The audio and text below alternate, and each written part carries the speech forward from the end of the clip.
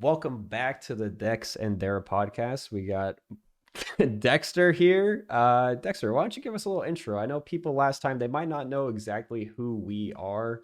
Either one of us, who knows? So give us a little intro about, how did you get to Snap? Yeah, I guess I can.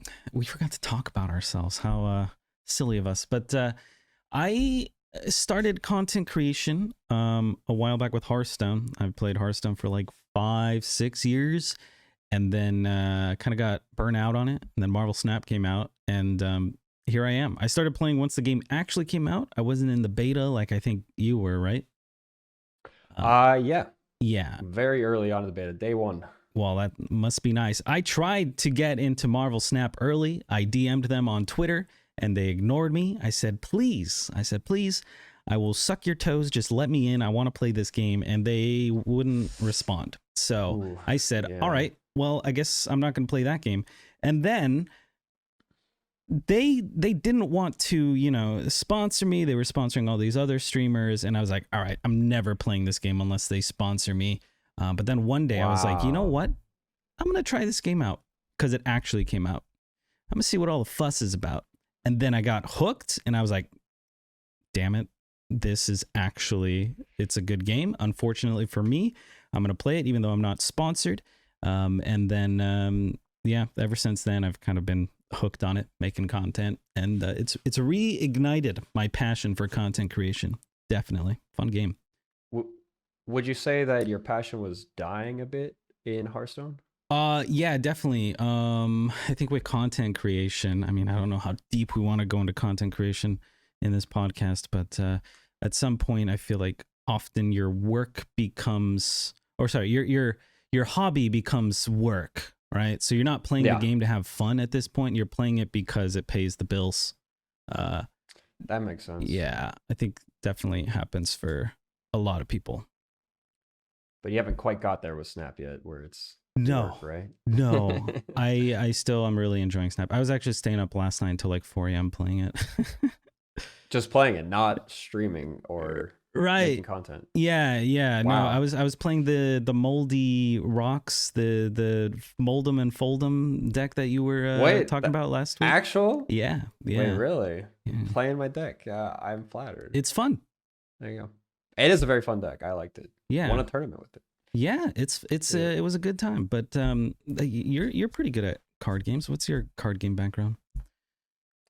Yeah, I have a bit of an interesting card game background because my first card game was that I played seriously was Hearthstone, but I dabbled in like dabbled. I mean, like I played one game of Magic maybe in my life before that, and like one game of Pokemon or something. Like I collected Pokemon Wow. cards as like a small child, but Yeah. like I actually was at PAX East when they announced Hearthstone, and I was like, oh, a Blizzard announcement. I was like big into like StarCraft and like Warcraft 3, and I was like, oh, is it gonna be Warcraft 4 or something, And then they announced Hearthstone, and I was like, oh, what a disappointment, I was there, and I was just like, but then I played it, and I was like, I also got hooked into card games. I then went on to work for Blizzard actually. So I Wow. worked on Hearthstone, did analytics for them, and that's kind of like I still have like a day job where I do analytics in general for a big tech company, but yeah, I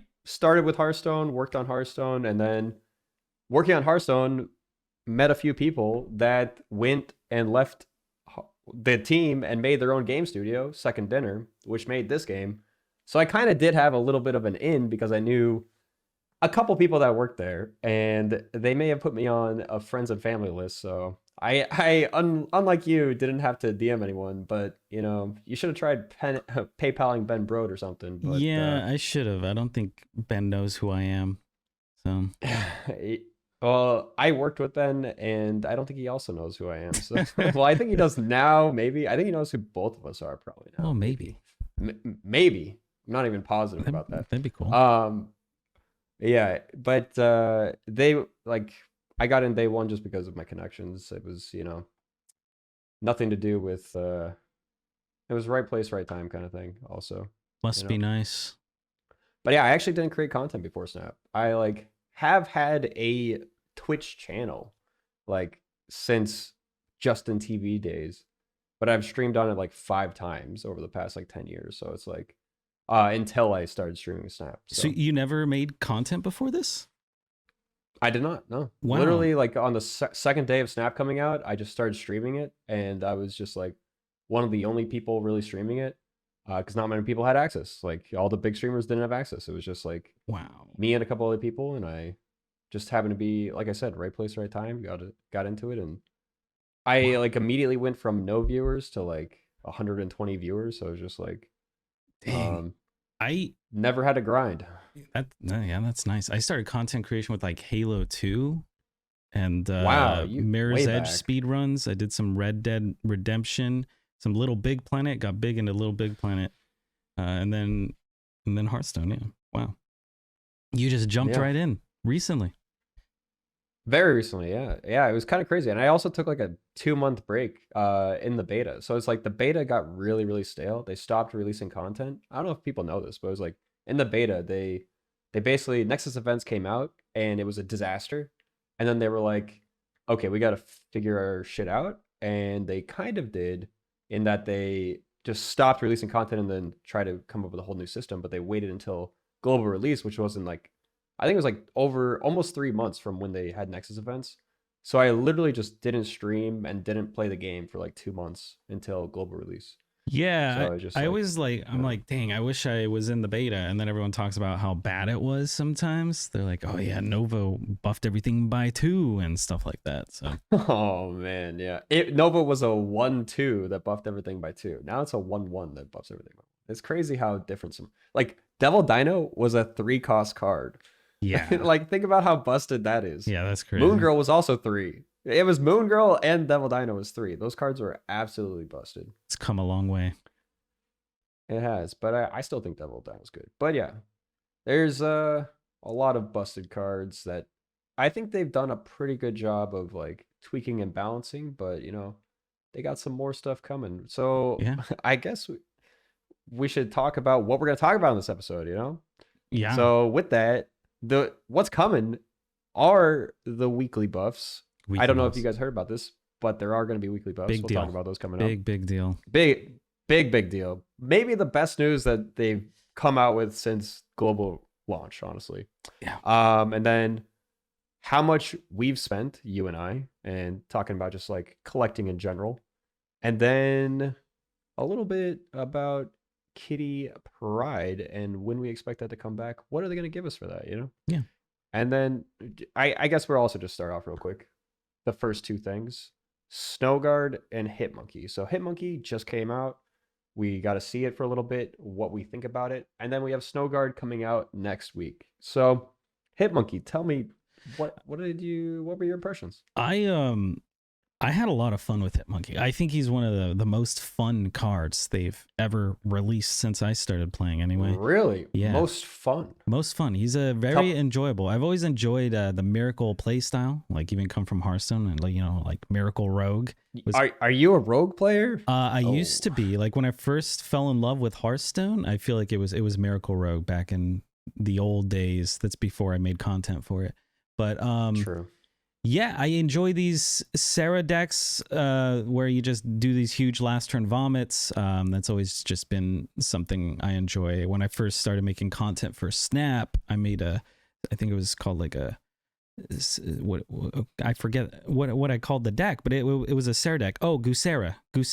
And then I made Goosera skew. And I don't know, Hitmonkey kind of reminds me of those. And you get to just set up these really exciting turns, and then you throw a big monkey on the board. He has great animation, and overall, I've liked playing with him. It's been a good experience, unless you get Sandmaned. Yeah, I've been seeing a lot of Sandman right now. Sandman and Wave I've seen those almost more than I've faced opponents playing Hitmonkey, I feel like. Yeah, I guess Wave does kind of mess you up. Yeah. A little bit. If you get Sarah out there, you can still play 2 cards, but with Hitmonkey, you want to play more than 2, I would say. If you play 2, Hitmonkey is just a 2/2, right? So it's pretty bad. You easily get countered with this deck if you get waved or if you get Sandmaned. But if they don't, my God, it's a really good time. But as far as being like a top tier deck, I think it just has too many counters to be included in something like that. Yeah, I definitely think so as well. Hitmonkey is just like it's one of those cards that like it creates that archetype that people want to counter because it's very strong, but at the same time, it is very easily countered, you know? Yeah. Like it is that good balance. I've seen a lot of the talk from the developers around Hitmonkey or just like decks in general, like the balance that they want answers to cards, so they want there to be always this sort of influx where like you have an archetype like Sarah that has the counter to it, Sandman. They just like want those sort of things where people can't have the answers and they don't want to shut down any deck uh entirely, so they don't want like Sandman to be too popular where everyone's playing Sandman. So it can't be universally good. It just has to be good against those certain things, right? Yeah. Yeah. But what do you think about your Hitmonkey experience overall? Uh, I don't think it's like the most fun card I've ever played. Like you said, I do enjoy that. Like I also was a Miracle player in Hearthstone, but not the kind that you would think. Priest. I was a Miracle Priest Yeah. player, which Disgusting. yeah. Yeah, a lot of people, they're big fans of it, I would say, They love priest players. We're known to have a good reputation. Just like the leech leader players, Yeah, yeah. Everyone loves us. That's you for sure. Yep. But yeah, I would say Hitmonkey, it was fun. I only played it for like a day or two, I feel like. And then they just had some new stuff come out that I wanted to try a lot. So Hitmonkey, it's just like it brings me back to like a really popular archetype during the beta, so it feels a little bit played out for me. Because it's very similar in that it's like Angela, Bishop, Mysterio. These are all very, very familiar cards from the beta that were very popular because Mysterio used to be a 2/5, so it was just like a card that I was putting into every deck at the time. Similar to like Lizard's spot right now in the meta. Mm-hmm. But Hitmonkey, it gets huge. It gets really big. It's definitely a card to look out for. But you know what? One card, I don't know if we're jumping around too much. One card that kind of puts a damper on this archetype, potentially, if it were ever to get too strong, is something that recently got a slight little buff. What's Shadow that? King. Oh, yeah. Have you tried the new Shadow King at all? I have. I played him all day on stream yesterday, or most of the day on stream yesterday, in just a Sarah Surfer sort of deck. I did not include Hitmonkey in that deck, but Shadow King really good at messing with the monkey, messing with the bishop, messing with Yeah, Angela. Angela. Yeah. Yeah, if you get someone who dumps those three into one lane and you have Shadow King in your deck, it's game over. Like this card is really good at that. It's really good at like someone was playing like Deadpool on ladder too, and I played this against their Deadpool that was like a huge Deadpool as well. It's just like it's got like you can take out half of a Shuri card. There's a lot of things that they can do. Yeah. But all right, but this is my hot take on this. I think it's still bad. Really? Yeah. The reason being is I think it's still too niche. Like it's good when it works and you face a deck that it's good against. I don't think there's enough uh of the meta that represents what this is good against. It's similar to like Enchantress, right? Like Enchantress is really good when you face someone that is running like exclusively like really powerful ongoing effects. Right. But Enchantress just isn't played right now because it's just not enough of the meta. And Enchantress isn't quite as flexible as like Shadow King would be at 3, right? But Shadow King is still like it's just not useful enough. I played a lot in the Surfer deck with Shadow King, and I tried it in one other deck as well. But both of those decks, it just felt like Shadow King was my worst card in my deck still, and I like it was just more often than not just being played out for a 3/3, and I wasn't really getting much value off of it. There was like 1 in 20 games where I would get like big value off of it, and it would win me the game. But I don't know if that's worth it. I think know? Shadow King he's just an okay tech card as it is. He's really good at, stealing 8 cubes or 4 cubes from your opponent when they don't expect him kind of, you know, how Shang has felt in the past. But recently, you know, everyone just expects Shang, so it doesn't really work. But, you know, maybe you just slam down Shadow King on the last turn and you get rid of their doubled Red Skull and he wins the lane or something like that. But yeah, I think maybe he'd be better at like a 2/2 or something like that. Yeah, I think they could definitely. So if you guys didn't know this, they have a weekly scheduled buff coming. I don't know if we want to just get into this real quick before we get into the new card, but every single week on Thursday, they're going to do buffs and maybe some nerfs. They're going to use the over-the-air patching, meaning that they can change any numerical values. So they can change the energy cost, the power cost. I think they can change anything like that's within the text cost. So if it's like ongoing +1, they can do ongoing +2, those sort of text changes over the air. So they're going to do these buffs every Thursday, starting on April 18th with the patch that's coming. Yeah. So every single Thursday, that's happening. That's a big deal. And that's going to keep the game fresh. Yeah. Very, very fresh. I think this might have been the best news. Like, I live reacted to this. And by live reacted, I recorded my reaction when I was first reading the news and put it on my YouTube. But I was just like, I didn't, as I was reading it, I didn't expect all these things that they were saying. Like, it was just like, it was very unexpected. The cadence is like way more frequent than I could have hoped for. Mm-hmm. Like once a week is really good because I felt like every week playing this game, it just didn't feel different enough. I don't know about you. Yeah, I mean, when I first started playing, I feel like I could play like 8 hours a day and I'd have a good time. But recently I've been having to play a little bit less because you end up running into the same decks over and over. It's always Shuri, it's always, you know, Red Skull, it's always Galactus or whatever. So the fact that they can just do these little minor changes week to week, maybe make a card that used to suck be playable, or at least, you know, you can experiment with it and have a good time. That'll definitely keep me playing quite a bit more. Like if we want to talk about the recent changes, Red Skull got a nerf. He's down to 12.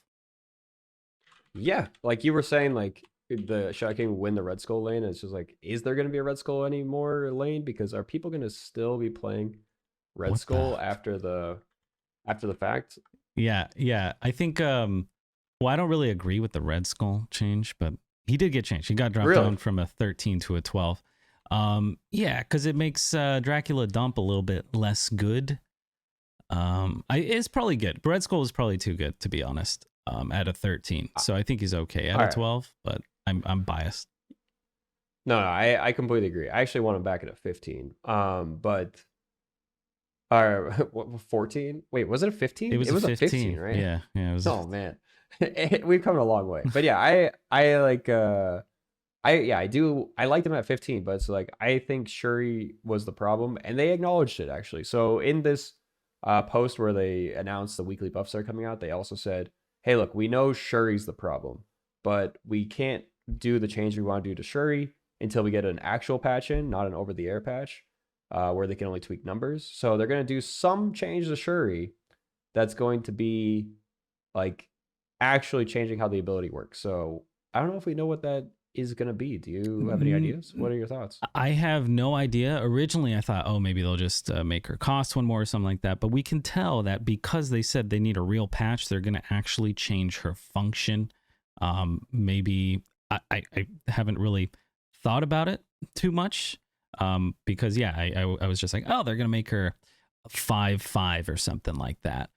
But that is definitely, well, I guess they could do multiple changes at once, but they're going to change her text. Her text is going to be different, much like Arrow got changed a lot, or Leader got changed a lot. I'm curious. Oof. I'm curious to see what they do. I hope it's not a +5 to the next card you play. Then we're just going to see Shuri Brood. I think you might have nailed it though. Yeah. I think it might just be a +5. I'm worried about that. I didn't even think about Shuri Brood. Yeah, that's true. It might be. What else can get Sinister buffed from Sinister and Brute? Is that it? I think those are the only cards that make copies of themselves, but don't quote There's me. There is Deadpool. So yeah. I had suggested this might be too complex for them, though. Like I wanted to be like +8, but have the limitation and say +8 to your next 3, 4, or not, so sorry, to your next 4, 5, or 6 cost card. So you can only buff your big cards. So you can't abuse it with small cards, but you give it +8. So it's basically a 4/10. So it's a 4/2 that gives +8 to your next card.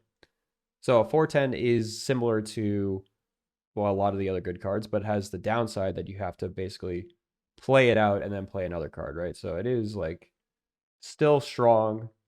It still keeps the strength of Shuri, but it doesn't have like game breaking doubling mechanics. Yeah, I 'Cause wonder. right now Shuri's like a 4/12, right? Yeah, I wonder if like a +7 to her would be good, or an on reveal +7. That way, Brood, if you were to play Brood, it'd be Shankable.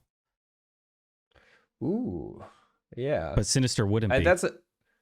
That is one of the things that people need to have a consideration for. Like, is it shangable or not? And is it better or worse if you make it shangable? Like, if you go from an 8 to a 9, is it worse? Like, if you made, what's the name of that? I have space on that card. The 4/4 that games +5. Rescue card there.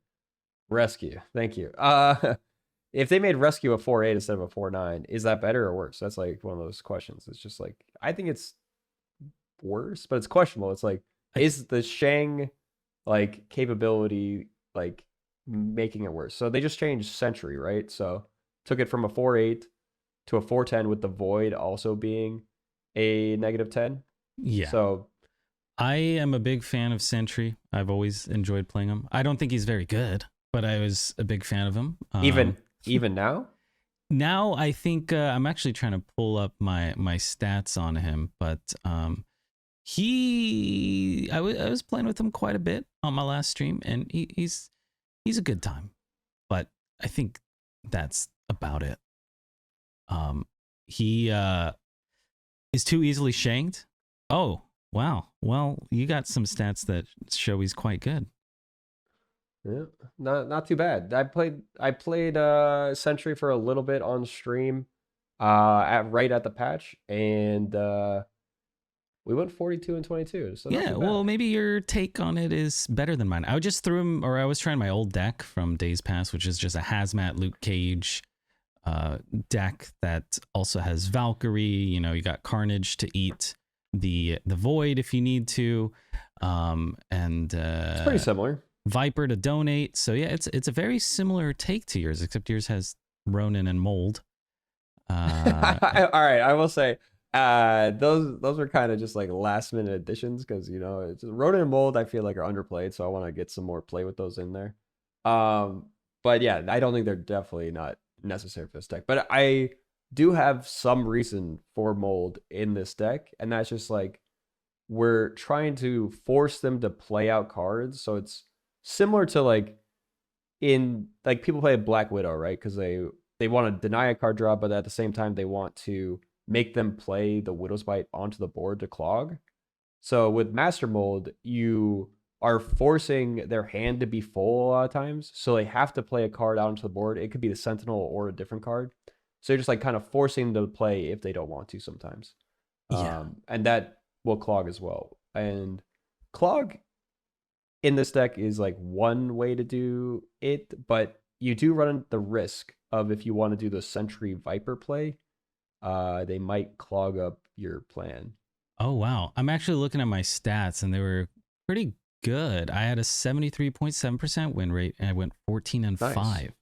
And I had a net plus 18 cubes. I can't really see the cube breakdown, but I guess an average cube win rate of like 1, which is good.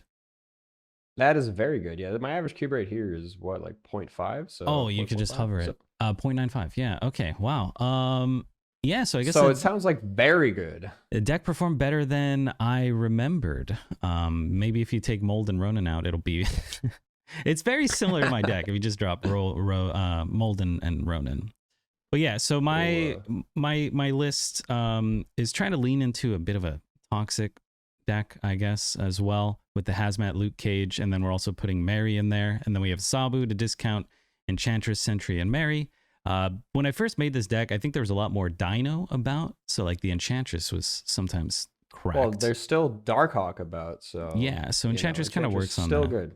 Yeah. So having 3 4-drops, I was like, why not put a Zabu? And then I said I love Sarah decks, so you play Sarah, And then on the last turn, you can do something like Sentry, Viper, Hazmat, and Luke Cage all in like one go. It rarely happens, but when it happens, my God. Wow. Yeah, that could be insane. And then with playing Sentry, I just love having a bunch of different ways to deal with the Void, because the dream is to Viper it over, and it's a -10 on their side. It's like a Goblin. But sometimes that doesn't happen. So maybe you need a Carnage, or you need a Valkyrie to back it up. I do like that your list had the, I can't see it anymore, but it had Deathlock, you know, and then Bucky Barnes to also capitalize on that. So I might lean away from the Hazmat Luke Cage. But yeah, I think Sentry is a very, very fun card. I actually think I have more fun with Sentry than Hitmonkey. I'm not gonna lie, especially with the 410. And then like now this deck, he's also really good behind a Cosmo now. Before he was okay behind a Cosmo. A 4-8, fine. But a 410 behind a Cosmo, meaning he can't get shanked either, quite good. Ooh, but neither of our decks were running Cosmo. So maybe we should rebuild. I think I want to restructure this. I think you've inspired me. Yeah, I think I want to I guess assess my deck and come up with some new stuff. I don't think Master Mold ruined it. Like I said at the beginning, those are just like better in a different package, but it's just like I have too much fun with those cards. Yeah. But yeah, I think those cards are good. So there was only one other card that changed, I guess. We talked about Shadow King, Sentry, and Red Skull. The other card was Sunspot, which I think was overdue for a nerf. We were talking about last podcast. We're like, Sunspot should maybe be 1-0, and he'd probably be fine. It wouldn't lower his play rate, and I don't think it has lowered his play rate.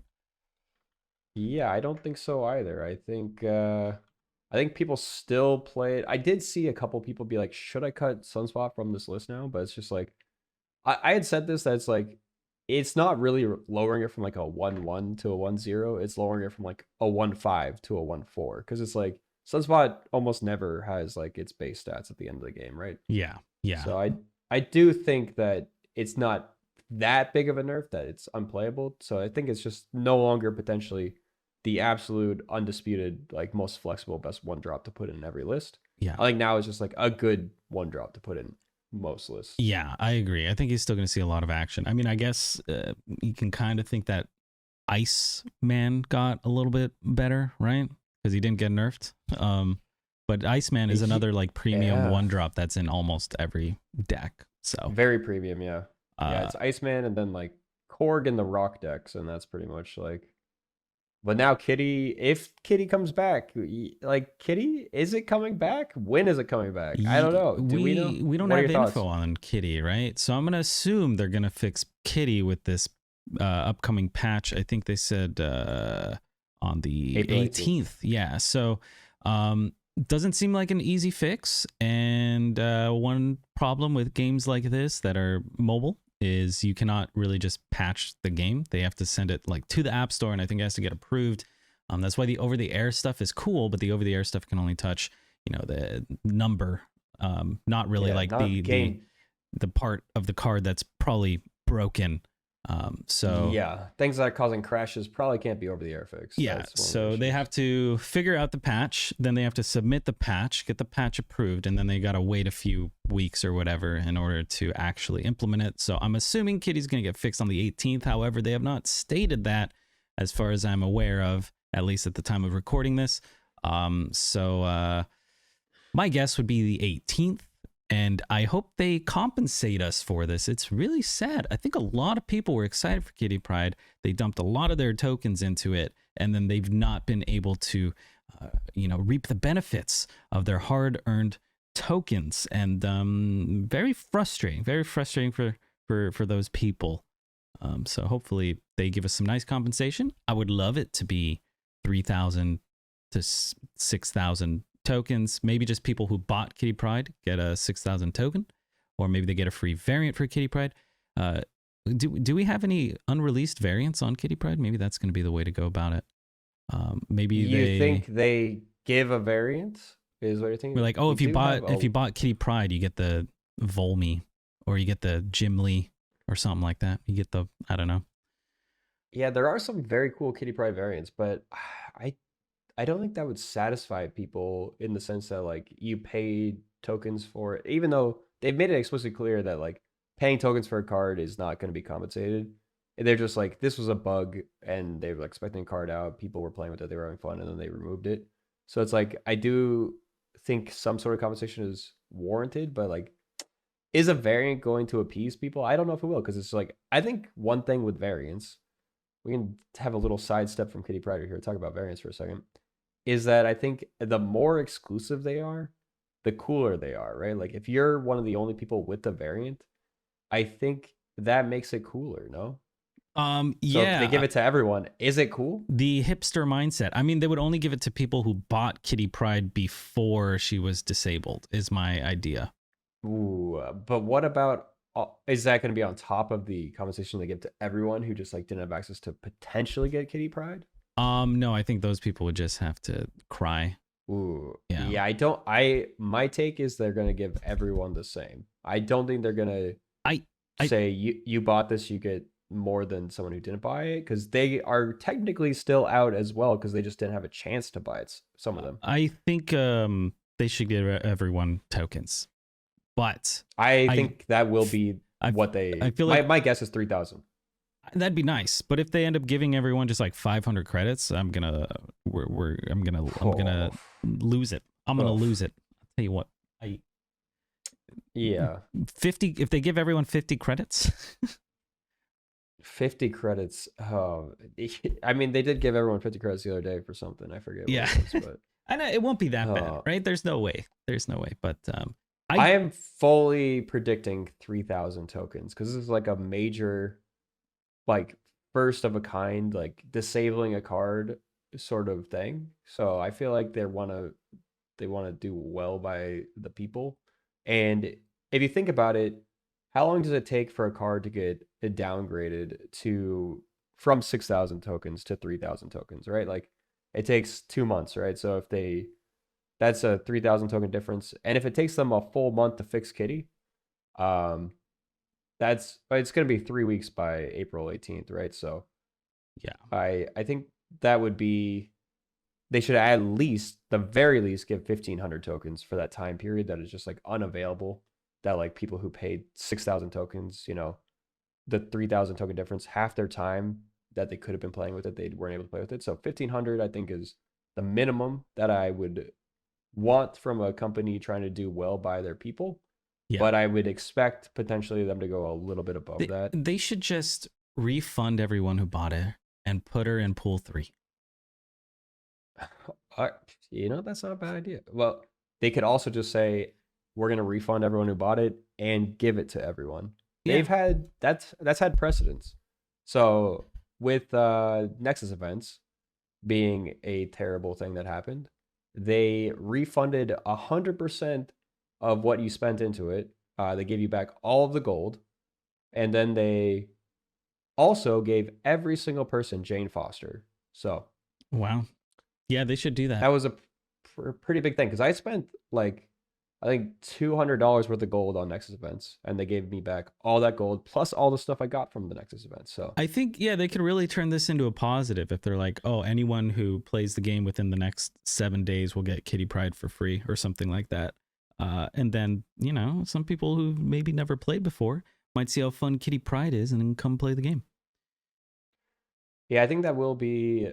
I think that would be the ultimate. I do think they would have the time box it. Yeah, I think that would be the ultimate sort of thing to do. I'm expecting at least 15 to 3,000 tokens, 1,500 to 3,000 tokens. But yeah, if they give us the full 6,000 and gave it free, that would be that'd be the top end. I think. I don't think they could go beyond that. Please, Ben. Please, Ben. Yeah. All right. So they're not only Kitty Pryde coming back, maybe, but there's a new card coming out, and next Tuesday. Let's talk about that new card. I don't know if you've taken a look at it yet. All right, so just everyone, there was a data mine that happened, and everyone thought Jeff the Shark was going to come out next week, but according to the official release, Snowguard is the one that's coming out. I was so excited for Jeff. I blocked it out on my calendar. I told my girlfriend, I said, hey, I'm busy. I'm playing with Jeff. And you were ready for Jeff. I was ready. I was going to make tons of content, C3. I was going to go in, But no, C3 Snowguard. Jeff. Yeah, C3 Jeff.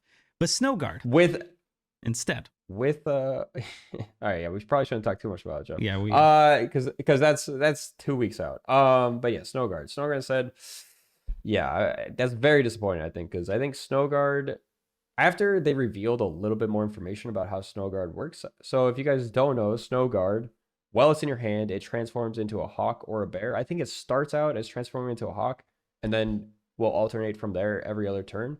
So if you don't know, the hawk, ignore all location abilities next turn. So it's just one turn, location abilities don't go off, so you could turn off like a Murder World, a TVA. It's basically like a one-turn Rhino, right? Like, is that good? I don't think so. I honestly, I But think yeah, this card is very underwhelming in general. Yeah. Well, so for this one half of it, I guess let's talk real quick about the other. Like, let's just get the full picture here. So the second one is trigger the effect of those locations. So in their release video, they basically showed a couple of the things that like this would trigger, and it's like Wakandan Embassy or whatever, like the +2 to your hand. Like there's a couple things that like obviously would trigger again, but there's just so many locations that don't have like a triggerable ability. I don't even know how many there are. Like we'd have to like count them, but it's just like there's literally like, and it doesn't trigger any location that has like a timed trigger. So if it's something like TVA or Dream Dimension or anything like that that has like on turn X do this doesn't work. It doesn't trigger it. So it's just like, I think those kind of text would be the best thing to trigger. It's just like, yeah, this doesn't seem good. I don't think this is gonna go in any deck. It's too situational. Unless there's like a hot location, and you really want to trigger the effect of it, I don't see this really seeing any turn play. it off. Or turn it off, I guess. But I wish it would, I don't know, like turn off this turn, or I almost wish the bird was kind of like Jeff, where it could just be played wherever it wanted to be. I feel like that makes sense thematically, where it's like you can play it in a sanctum or whatever.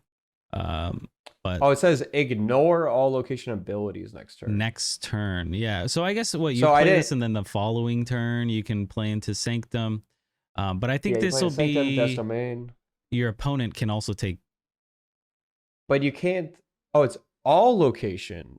Yeah, it's not abilities. This location. Oh, this is a little bit different than I thought. Yeah, okay. So it does let you turn off Sanctum and like Death Domain and some other things for one turn. Yeah, but it'll be the following turn. So playing the bird will allow you to go into Sanctum the next turn, which maybe your opponent's not expecting, but I believe your opponent can also play in the Sanctum at that point. So it's kind of a double-edged bird. Yeah, it's one of those cards that doesn't really just help you. Yeah, so it would be kind of cool if it was like ignore location abilities for you next turn. Yeah, I wish it was a bit more one-sided. I think that would make the card quite a bit better. Same with Shadow King. I wish Shadow King only hit enemy cards, but whatever. Yeah, this seems really bad. I feel like this might be one of the worst card releases ever. I think it's the worst card release I have seen personally. Since global launch, like since Pool 4 and 5 came out, I think this might be the worst. Shadow King was pretty bad. Okay, I think Shadow King on release, I think it might be on par with Shadow King on release, like just unplayable. Next thing we want to talk about, I guess, is just Dekkster. How much have you spent on Marvel Snap? I don't know, but a lot. Way more than anyone actually needs to. If you had a guess, do you have a number that you think you're around? I would probably say like $2,000 to $3,000. Okay, you said you spent more than me, but I know for a fact I've spent more than $3,000. Really? I could pull up my numbers, but I buy almost everything. And again, before we even go into this topic, I think people need to know you don't have to spend this much money on the game. For people like you and me, it's a tax write-off. It's a business expense. It's how I make my living. So buying it is true. $300 worth of gold every week to me, it gets I see returns on that far outvalue the cost of the gold. But for normal people, like I bought this cable variant and I posted on Twitter, and it seemed like a lot of people were actually upset for some reason. just because I guess I'm whaling or whatever. But it's like, for me, that turns into a YouTube short. I get to make content out of that. That gets me subscribers. That gets me more eyes on my channel. And it's worth it for me. But for a normal person, it's not worth it. If you're not making content from it, I don't think you should do it. But I can add up the numbers here. Yeah, while you're doing that, for audio listeners, he bought the ultimate cable variant. So that cost him 5,000 collector's tokens. Yeah, but I'm at 26, or I was at 26K tokens. But how many cards are you missing? 0. That's the question. Wait, you have every card? Yes. You are all right. All right, so here's the thing. I spent so much money because I started so early. Being in the beta was actually like a sucker's move because everything was more expensive in the beta. If you didn't know this, Series 3 was twice as long of a track. So you had to spend twice as much money to progress quickly. And I was progressing as fast as possible. I think I was the first person in Marvel Snap to have a full collection. So that's why I spent so much money. And I had spent almost $2,000 within like 3 months of the beta to have that full collection.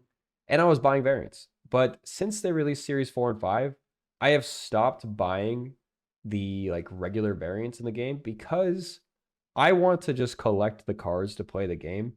And I am a content creator, but at the same time, I don't want to support the model of really expensive cards and really expensive cosmetics, especially ultimate variants. I think ultimate variants, you did say like, sure, this is worth it for me, a content creator, to buy this.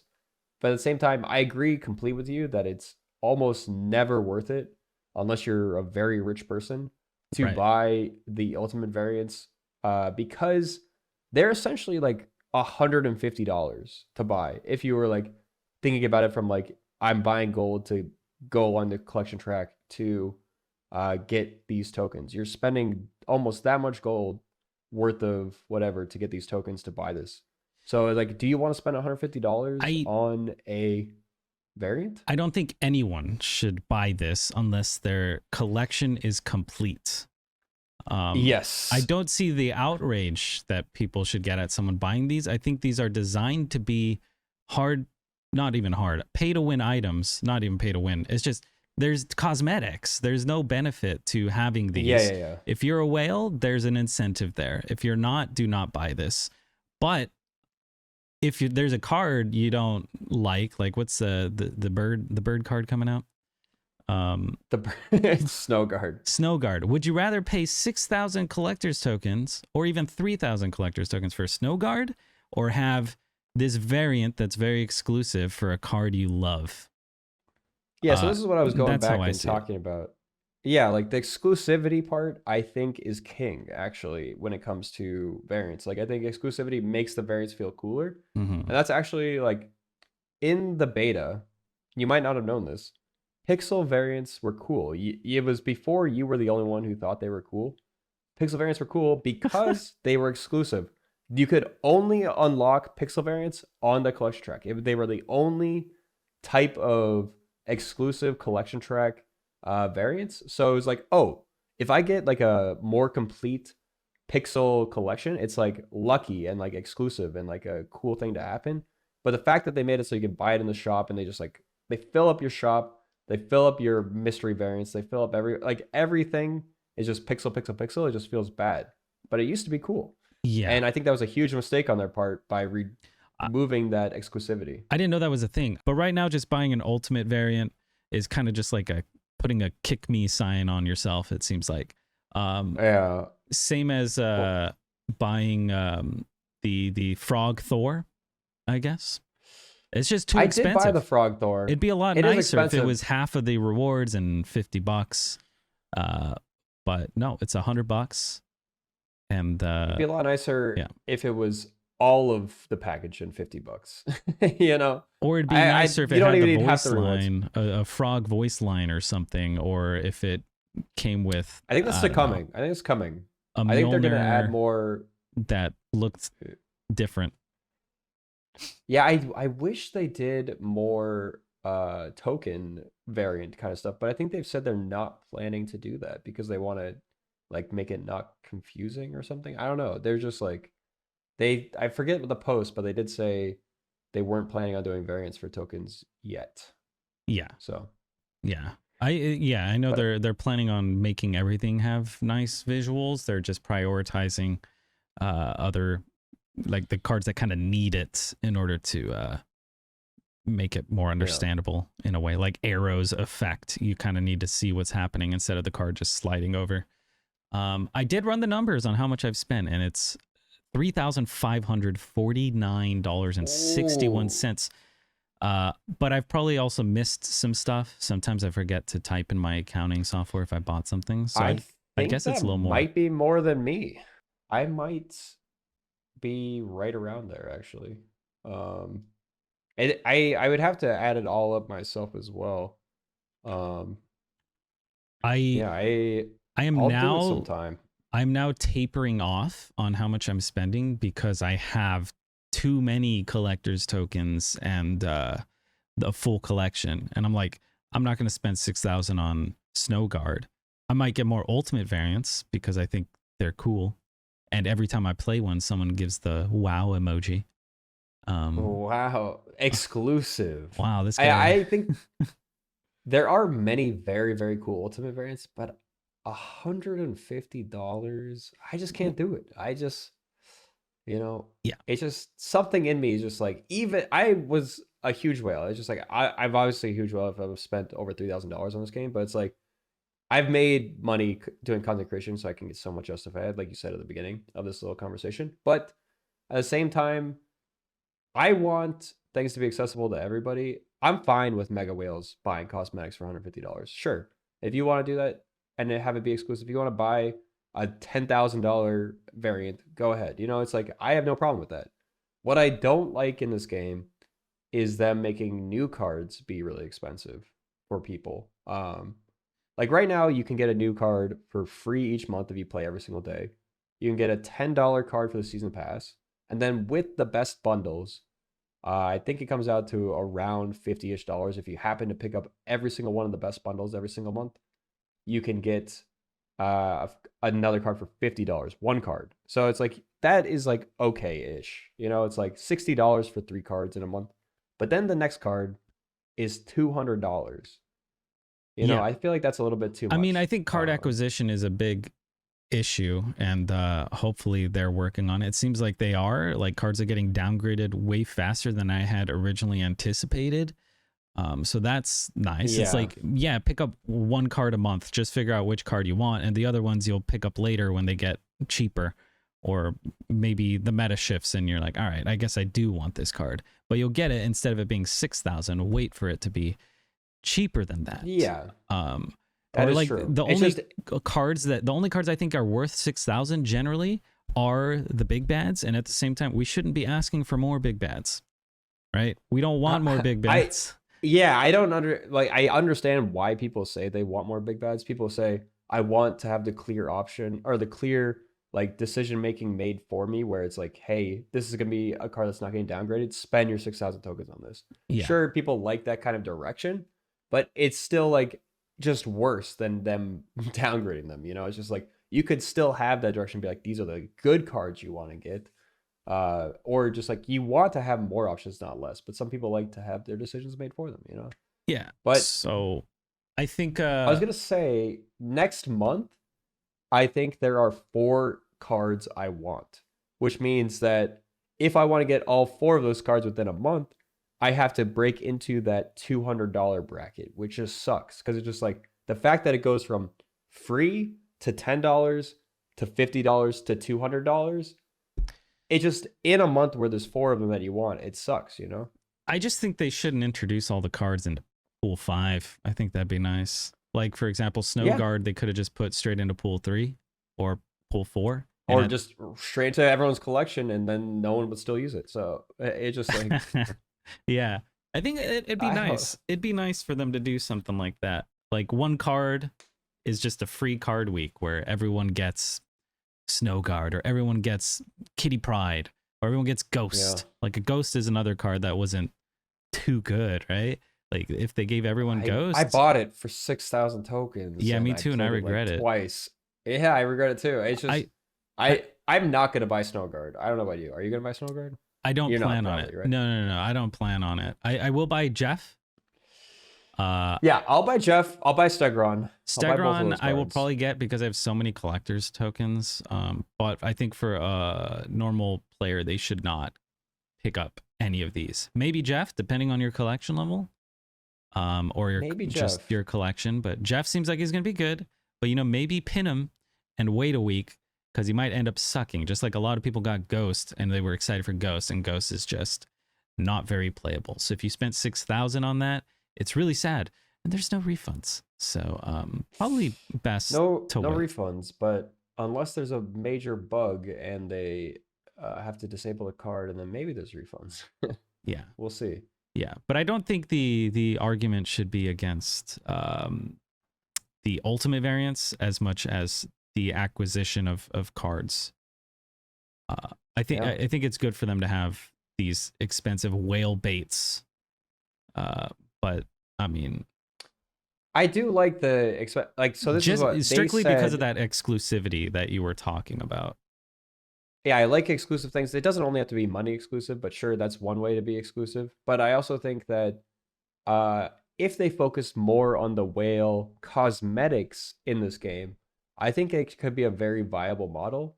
They don't have to double dip, I think, into like they said when they shut down next events, they said, look, we messed up. Next events sucked. They were very expensive. They didn't offer you what you wanted. They basically were a predatory model that we didn't want to support. And then they're like, they literally said this. They said, we're going to double down on the season pass and variants. That's what they said. And then they came out with Series 4 and 5, which is not doing that. So I think they need to make more of these cable, like ultimate variant things and be like, this is like a whale economy. I think that's fine. But it's like, I would be more willing to spend money on this game for variants exclusively if I didn't have to spend $200 a month to just get the new cards that I want. Yeah, why don't they just make ultimate variants 10,000 collectors tokens, but make every single card they add Series 4? Yeah, exactly.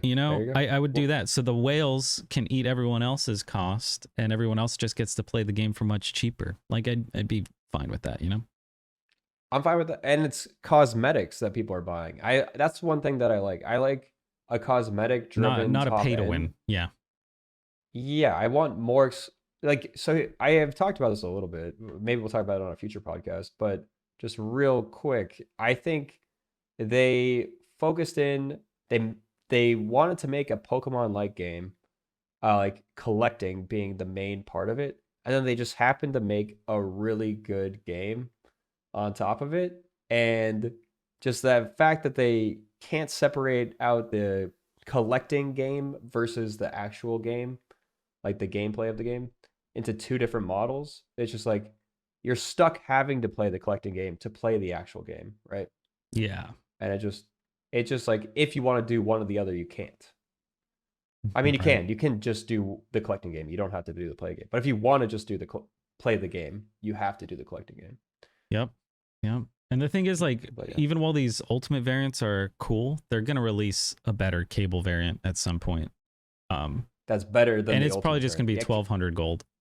But yeah, I think like with the White Queen, it's like, do you want the art germ, or do you want the 5,000 collectors token one? The 5,000, it's like the Venomized White Queen, right? Yeah, like it's really cool. It's very cool. It's the coolest White Queen. It's one of the only ultimate variants that I've like highly considered buying. Yeah, but I gotta save my tokens. I have 3 ultimates, I think. Oh, how do you have a full collection and 3? You have a truly full collection. Like you have every card. Yeah, my last card was Negasonic. Wow, crazy that you have so many leftover. I guess it was just so much more efficient for you to get a full collection because we've spent similar amounts, and I'm like 15,000 collectors. I'm now stopping my spending though, because there's literally no point in me opening caches at all, because I can't get a Yeah. card. I mean, I'll get a variant, but I'm not going to do that. Like, I'll wait for Snowguard to come out, and then maybe I'll open some and hope I get Snowguard. But I've kind of hit a wall. So Yeah, I stopped yeah. my spending as well a while back. Like I used to do like the daily Yeah. like credit buy, and then I stopped doing that, and now I just buy the bundles. But I had to actually do I had to max out my one daily limit of credits, and they let you actually stack up like multiple days of this. I think they stack up to 10, right? But you get 3 I think it's 10. 500s a day and 2 150s a day. I think you can get stack up to 10,000 credits that you can buy out, I think. Oh, wow. I think it's something like that. There's a lot. So you might be able to buy 20 of these. I don't know. There's some, it's either 10 or 20. But either way, I had to buy it out to get Kitty Pride. I was just like, Kitty Pride looked too much fun, and I bought it. And then they disabled it. So I broke down, and then they disabled it. Yeah, I literally I went and bought the $100 gold package and bought a bunch of credits, and I was like, I'm getting Kitty Pride, and it was just like, it was the first time I broke down in a while that I bought just like flat credits versus just bundles. That's rough. That's rough. Yeah, they got me. And it's just like, the economy might work kind of how it is, but it doesn't feel good. No. That's yeah, yeah. I think this simple part of just introducing cards into Series 4 instead could fix a lot of problems, or some into even Pool 3 instead. Yep. So Yeah. Well, I think that might wrap us up for episode 2. Got anything else you want to say? oh, I think that might be it.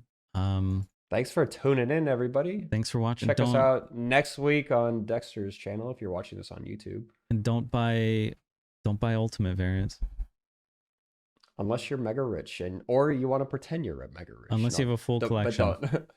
Yeah, if you have a full collection, you know who you and Raven both don't have full collection. Oh no, No, Raven doesn't have full collection. doesn't. You do.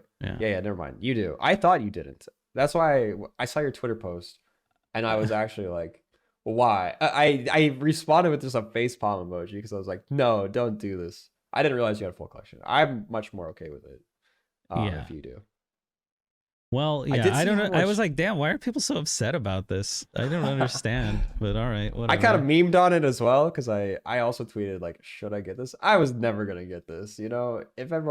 But everyone said no, don't get it. There wasn't a single person who said yeah, like seriously, you know. Yeah. Oh, yeah. Well, but and by this I mean the cable variant. If anyone can't, I don't know if we're gonna put this in the podcast. All right, see you guys later.